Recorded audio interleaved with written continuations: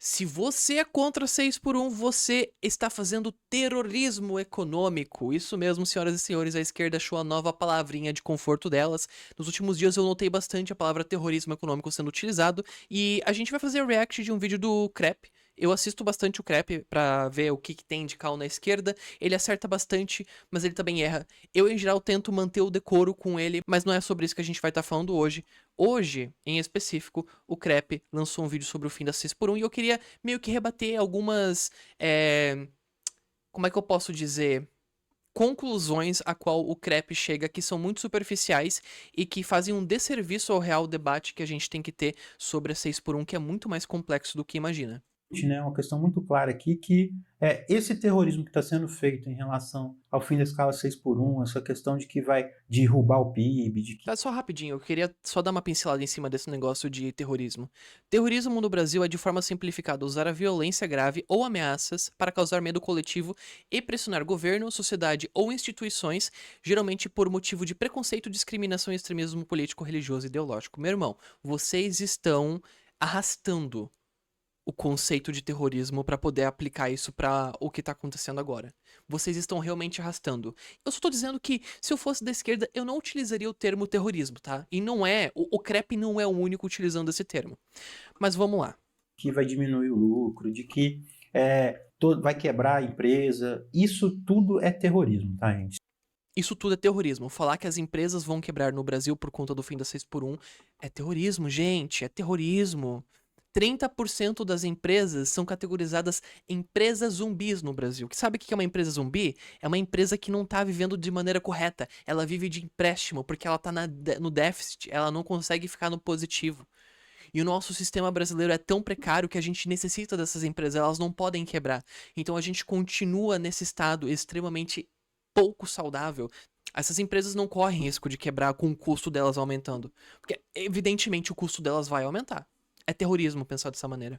Isso tudo é terrorismo porque isso parte de uma compreensão muito equivocada de como as coisas funcionam, né? E aí Ou seja, a sua conclusão está incorreta, logo você está fazendo terrorismo econômico. Sei lá qual que vai ser o termo que eles vão utilizar para isso. depois vocês reparam, né? Eles sempre vão falar assim: ah, mas isso vai aumentar os gastos em tantos bilhões, né? Isso vai aumentar os gastos em tantos por cento, né? O senhor volta e meia é bem científico quando você fala sobre alguns assuntos e algumas pautas. O senhor gosta de trazer bastante pesquisas, mas quando é pra você falar sobre os pontos da oposição, você se torna bem apocalíptico, tá? Eu vou ser bem honesto com o senhor. Você tá perdendo um pouquinho de respeito pra mim, tá?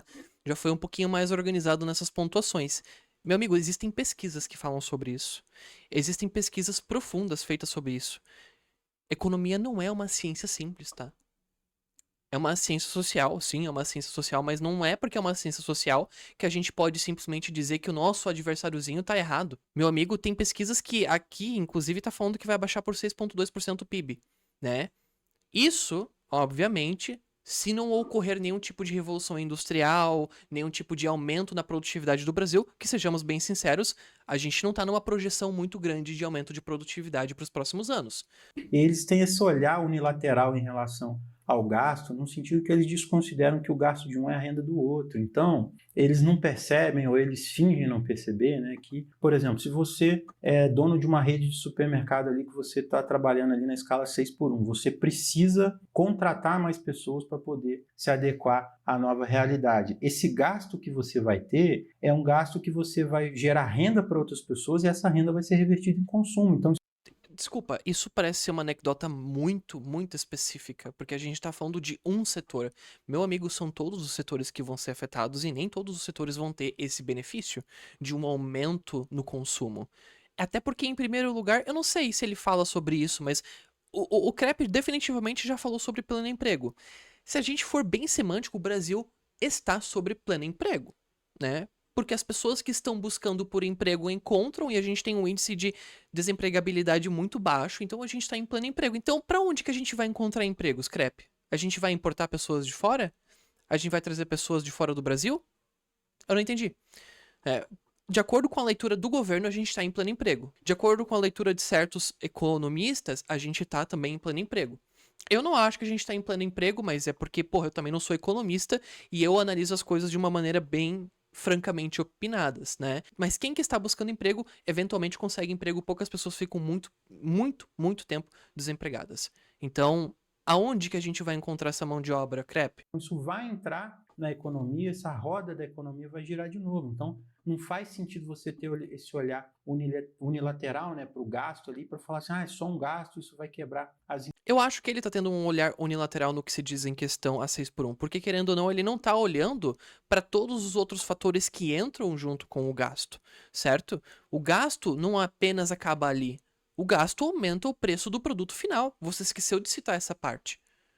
O produto final não vai magicamente ficar com o mesmo preço porque o Lula falou que o salário das pessoas não vai mudar e as pessoas, as empresas carinhosamente vão operar abaixo da margem delas para entrarem no negativo, entrarem em dívida e assim quebrarem, né? Não, elas vão ajustar os valores, as coisas vão ficar mais caras e adivinha só, as pessoas vão ter que buscar por um segundo emprego e todo aquele sonho idealístico de que não, você vai descansar mais, não vai ser realidade para a pessoa que ganha salário mínimo. Não vai ser a realidade para quem ganha salário mínimo. Isso vai ser realidade talvez para você que ainda é CLT, mas ganha uns 3 pau ali e tudo mais. Para você, talvez até vai ficar um pouco mais caro, mas você vai empurrar com a barriga e daí tá tudo bem. As empresas, né? Esse é um primeiro ponto dessa discussão. Então a gente tem que olhar para isso de forma atenta, especialmente nesse caso das grandes redes, né, dos grandes empresários, que eles têm condição de absorver essa mudança com muita tranquilidade. Quem tem condição de absorver isso são as grandes empresas. As grandes empresas estão de boa, Crepe. Agora, as empresas pequenas, de médio porte, de pequeno porte, que geralmente é o pequeno empresário, né? Você sabe que, em média, um pequeno empresário vai estar ganhando na faixa de 3.600, né? Sim. Né? Então, aquele dono de padaria, de mercadinho, ele não tá ganhando horrores. Aquele cara vai custar muito caro pra ele botar um empregado extra na empresa dele por conta dessa escala nova. Agora, pro dono da JBS, as pessoas que patrocinam o governo Lula, de boa. Eles fazem isso de olho fechado, eles têm margem pra isso. Quem não tem margem é um empresário pequeno.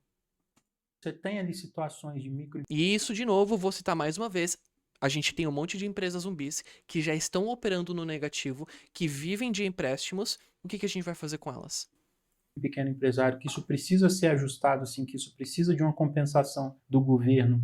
E eu acho que isso não tem nenhum grande problema, o governo tem total capacidade de fazer isso, de estimular esses pequenos empresários a não sofrerem nenhum prejuízo ou a dar algum tipo de isenção de imposto. O governo tem condição de fazer isso. E aí entra o último ponto, né? Já tem um tempinho que eu não comento desse tema aqui no canal, mas eu acho que essa é uma oportunidade para fazer um debate muito mais amplo sobre a reorganização produtiva do Brasil, sobre a mudança da produtividade na economia, porque é uma coisa interessante que eu tenho lido recentemente, né? Eu estou estudando.